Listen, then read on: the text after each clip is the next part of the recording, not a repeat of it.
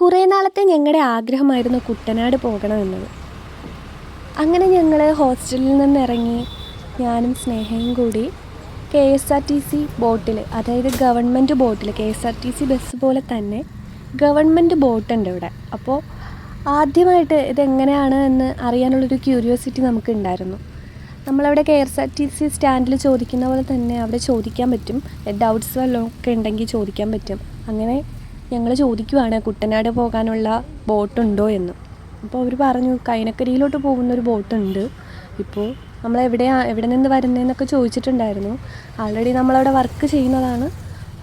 ഞാൻ തിരുവനന്തപുരംകാരിയും ആൾ തൃശ്ശൂർക്കാരിയാണ്. അപ്പോൾ കൈനക്കരി എനിക്ക് അറിയില്ലായിരുന്നു. കുട്ടനാട് എന്ന് പറയുന്ന ഒരു വലിയ പ്രദേശമാണ്, കുറച്ച് സ്ഥലങ്ങൾ ചേർന്ന പ്രദേശം. അപ്പം എനിക്കറിയില്ലായിരുന്നു അത്. ഞാൻ അവരോട് ചോദിച്ചു കൈനക്കരി കുട്ടനാട് മുന്നേയുള്ള സ്ഥലമാണ്. അവരെന്നോട് കളിയാക്കിയിട്ട് പറയുവാണ് നിങ്ങളുടെ തിരുവനന്തപുരത്തേക്കാൾ വലിയ സ്ഥലമാണ് കുട്ടനാട് എന്ന്. കേരളത്തിലെ ആലപ്പുഴ ജില്ലയിലെ 6 താലൂക്കുകളിൽ ഒന്നാണ് കുട്ടനാട് താലൂക്ക്. മാങ്കൊമ്പാണ് ഈ താലൂക്കിൻ്റെ ആസ്ഥാനം. അമ്പലപ്പുഴ, ചെങ്ങന്നൂർ, കാർത്തികപ്പള്ളി, ചേർത്തല, മാവേലിക്കര എന്നിവയാണ് ജില്ലയിലെ മറ്റ് താലൂക്കുകൾ. കുട്ടനാട് താലൂക്കിൽ 10 ഗ്രാമപഞ്ചായത്തുകൾ ഉണ്ട്. ഈ ഗ്രാമങ്ങളിലെല്ലാം തഹസിൽദാരെ സഹായിക്കുന്നത് ഗ്രാമസേവകനാണ്. ജലം കൊണ്ട് ചുറ്റപ്പെട്ടിരിക്കുന്നെങ്കിലും കുടിവെള്ളക്ഷാമം ഇവിടെ രൂക്ഷമാണ്.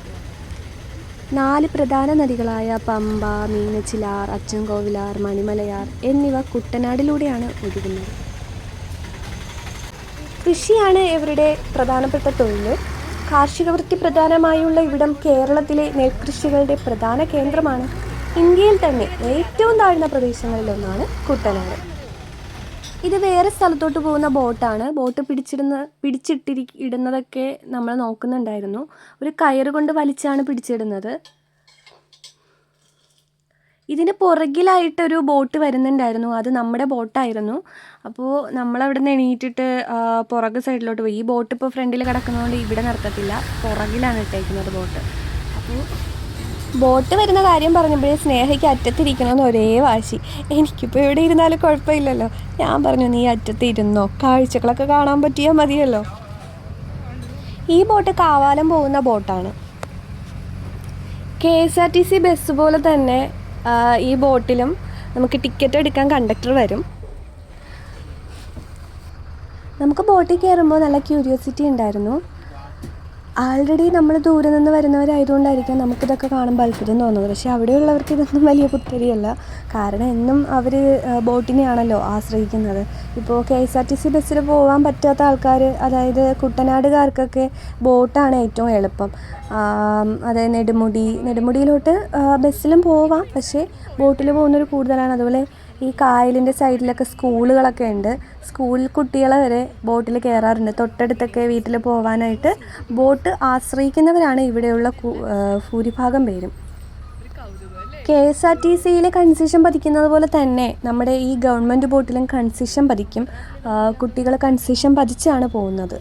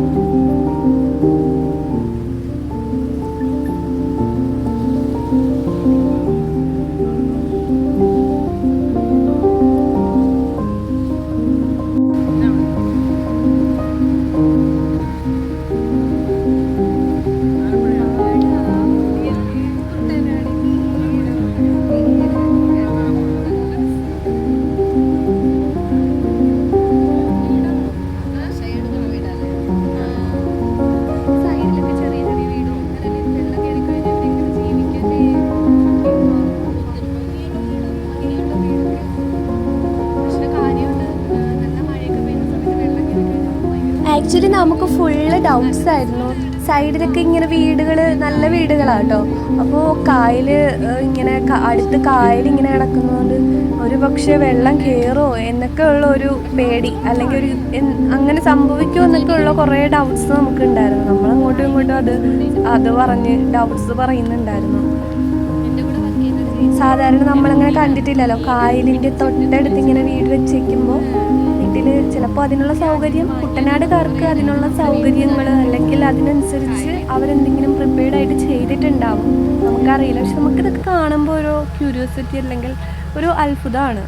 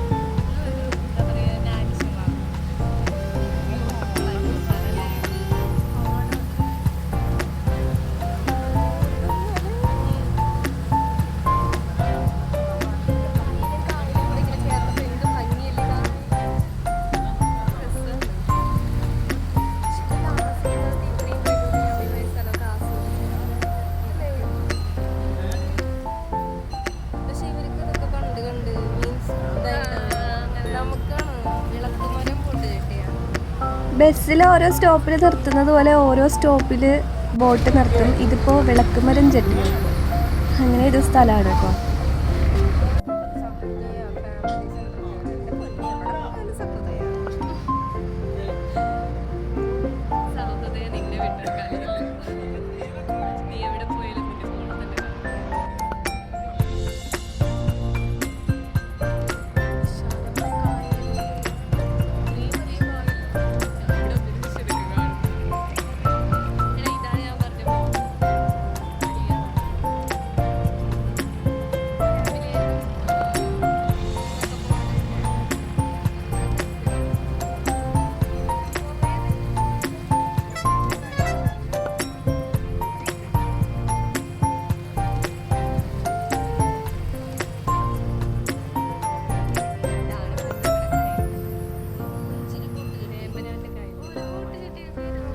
നെക്സ്റ്റ് നമ്മുടെ ബോട്ട് വന്ന് നിർത്തിയത് പുഞ്ചിരി ബോട്ട് ജെട്ടിയിലാണ്.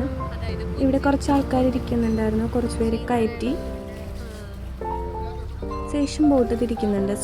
ഓരോ സ്റ്റോപ്പിൽ നിർത്തി പോകുന്നുണ്ട്. ഇതിപ്പോൾ സ്ഥലത്തിൻ്റെ പേര് പുഞ്ചിരി ബോട്ട് ജെട്ടിയാണ്, ഈ ബോട്ട് ജെട്ടിയുടെ പേര്.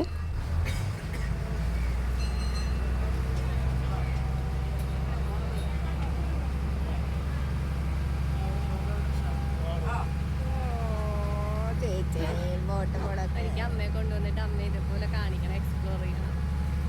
അമ്മയ്ക്ക് നല്ല ആഗ്രഹമായിരുന്നു ഇവിടെ എക്സ്പ്ലോർ ചെയ്യണമെന്നൊക്കെ. കൊള്ളാല്ലേ?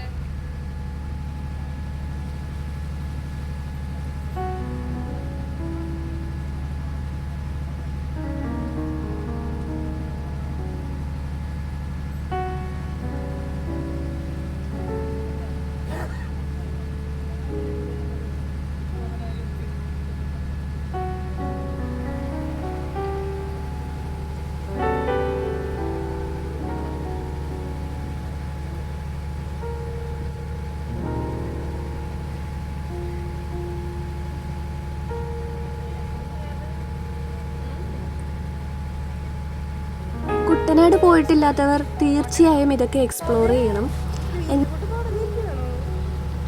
ഇവിടേക്ക് എപ്പോഴും ഇങ്ങനെ ഭയങ്കര തണവുള്ളൊരു അന്തരീക്ഷമായിരിക്കില്ലേ?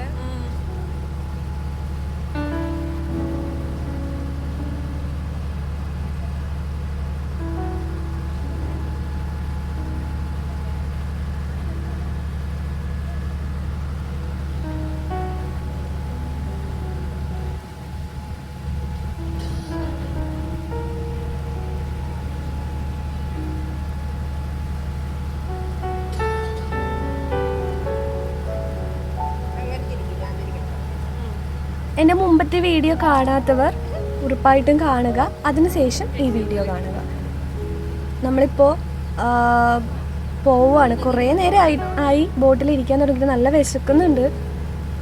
നമ്മൾ ബോട്ടിൽ ഇരിക്കുന്ന സമയത്ത് ഒരു അങ്കിള് പറയുന്നുണ്ട് അവിടെ ഒരു ഫുഡ് സ്പോട്ട് ഉണ്ട്, ഷാപ്പിലെ കറികൾ എന്ന് പറഞ്ഞിട്ട്. നല്ല, അപ്പം നമുക്കൊരു പേടിയുണ്ട്, ഷാപ്പിലൊക്കെ പോയി പെൺകുട്ടികൾ പോയി ഫുഡ് കഴിക്കുമോ, അങ്ങനെ ഒരു പേടി ഉണ്ടായിരുന്നു. അത് ചോദിച്ചു പറഞ്ഞു അവിടെ എല്ലാവരും പോയി കഴിക്കാറുണ്ട്, വുമൻസും പോയി കഴിക്കാറുണ്ട്, കുഴപ്പമൊന്നുമില്ല, പേടിക്കാനൊന്നുമില്ല, ഇതങ്ങനെയാണ് എന്ന് പറഞ്ഞു. ആ സൈറ്റിലാണ് നമ്മൾ പോകുന്നത് കേട്ടോ. അപ്പോൾ എല്ലാവരും നല്ല സപ്പോർട്ടുള്ള ആൾക്കാരാണ് കേട്ടോ അവിടെ. പിന്നെ ആൾക്കാരില്ലേ, ഫ്രണ്ട്ലിയാണ് എല്ലാവരും. ആൾക്കാരില്ലാതെ നമ്മുടെ ഈ ക്യൂരിയോസിറ്റി, നമ്മളിങ്ങനെ വീഡിയോസ് എടുക്കുന്നതും നമ്മുടെ ക്യൂരിയോസിറ്റിയെ കണ്ടിട്ട് അവിടെ ഉള്ളവർക്ക് മനസ്സിലായി നമ്മളിവിടെ ഉള്ളവരല്ല എന്ന്. അവർ നമ്മളൊരു അത്ഭുത ജീവിയെ പോലെ നോക്കുന്നുണ്ടായിരുന്നു. ഇതിപ്പം നല്ല മഴയൊക്കെ പെയ്യുവാണല്ലേ. ഈ വീടൊക്കെ ഇങ്ങനെ കെട്ടിയിരിക്കുന്നിടത്ത് സ്നേഹയ്ക്ക് കുറേ ഡൗട്ട്സ് ഉണ്ടായിരുന്നു. അത് പറയുന്നുണ്ടായിരുന്നു, ചേച്ചി ഇത്രയും നല്ല വീടൊക്കെ ഇങ്ങനെ പണിതിട്ടിട്ട് വെള്ളം കയറിക്കഴിഞ്ഞാൽ ഇവരെന്ത് ചെയ്യും, ഇതെല്ലാം നശിച്ചു പോകില്ലേ എന്നൊക്കെ പറയുന്നുണ്ടായിരുന്നു. ഞാൻ പറയുന്നുണ്ട് ചിലപ്പോൾ വെള്ളം കയറില്ലായിരിക്കും, അല്ലെങ്കിൽ വെള്ളം കയറാണ്ടിരിക്കാൻ എന്തെങ്കിലും സംവിധാനങ്ങൾ ചെയ്തിട്ടുണ്ടാവുമായിരിക്കും എന്നൊക്കെ. അവർക്ക് 100 സംശയങ്ങളാണ്.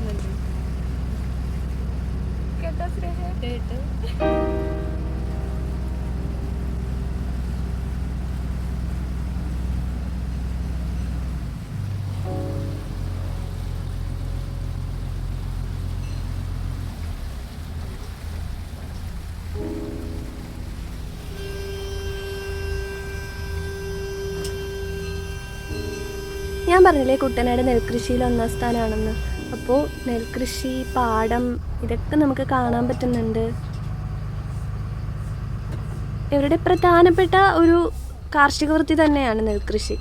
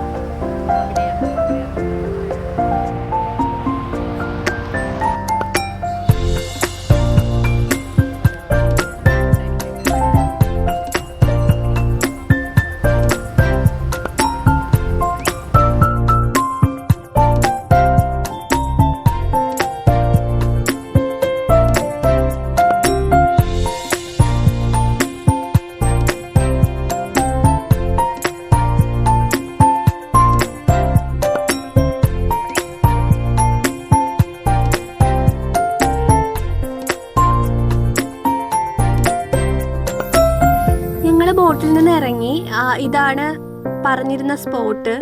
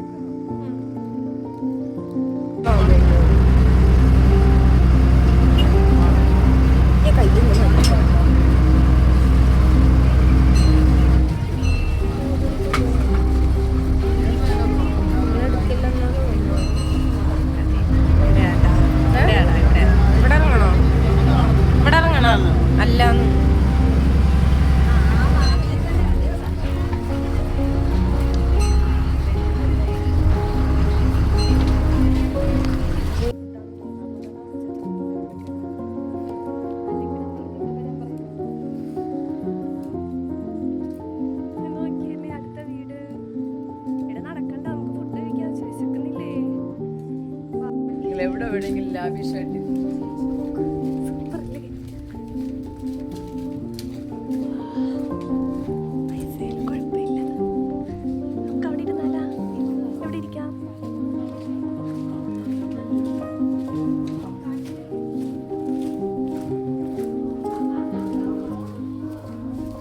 എന്തൊക്കെ കഴിക്കാണ്ടെന്തോ അല്ലേ? നമുക്ക് ചോദിക്കാം എന്തൊക്കെ ഉണ്ടെന്ന്. കരിമീൻ പൊളിച്ചത് വാങ്ങാം അല്ലേ?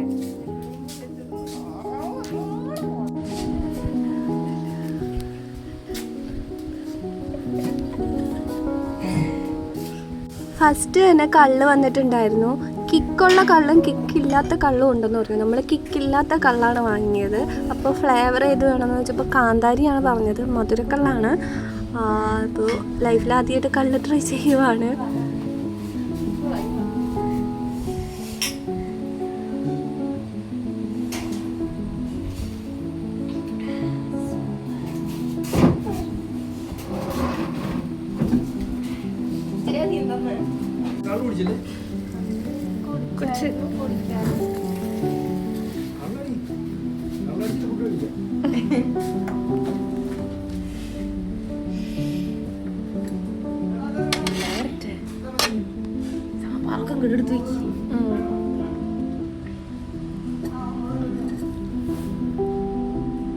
എന്താടാ ഇത്? മീൻകറിയാ? താറാവ് പരിപാടിക്കട്ടെ.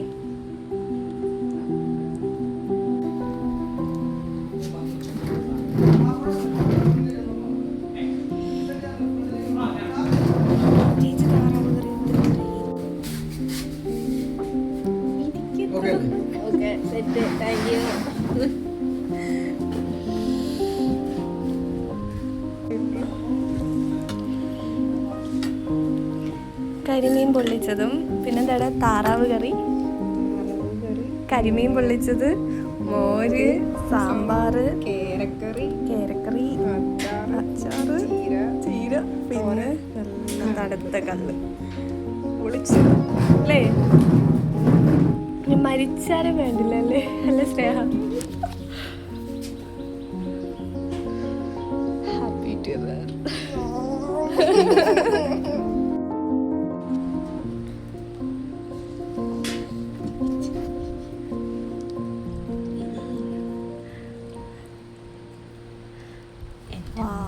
ഭയങ്കര എക്സൈറ്റഡ് ആണ് നമ്മൾ. കരിമീൻ ജീവിതത്തിൽ ആദ്യമായിട്ട് കരിമീൻ കഴിക്കാൻ പോവാ. ആലപ്പുഴ വന്നിട്ടല്ലേ സ്നേഹ? അല്ലേ? ജീവിതത്തിൽ ആദ്യമായിട്ട് കരിമീൻ പൊള്ളിച്ചത് കഴിക്കാൻ പോവാ. ഇതിൻ്റെ ടേസ്റ്റ് അറിയണമെന്ന് കുറേ നാളത്തെ ആഗ്രഹമായിരുന്നു. അയ്യോ കൊള്ളാം, സൂപ്പറാ. സൂപ്പറല്ലേ?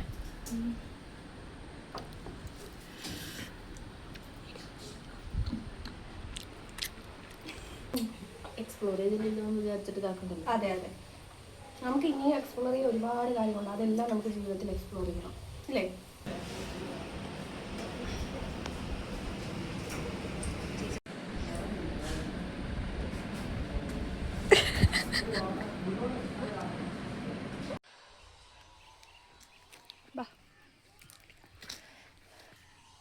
നമ്മുടെ പിക്ക് എടുക്കും. എടുക്കാം. സൂപ്പർ അല്ലേ? നമുക്ക് അങ്ങനെ ഇങ്ങോട്ട് നടക്കായിരുന്നു അല്ലേ? ആ,